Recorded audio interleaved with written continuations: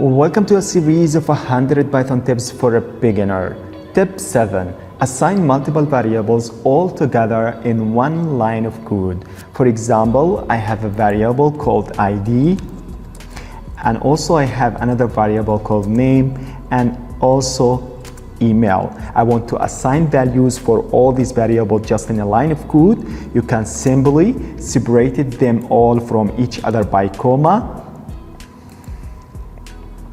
and then assign values for all of them in order as well. For example, for ID 2002, separated by comma. For name, we can write IT core as a string, and also separated by comma. For email, we can write welcome at IT core. And now let's print the value for all variables. For example, IT separated by comma, name separated by comma, email. Let's run the code and see the result. Here you are. This is tip number 7, and we still have 93 tips. You can find other tips in the description down below. Like and subscribe to receive all videos as we upload videos all the time.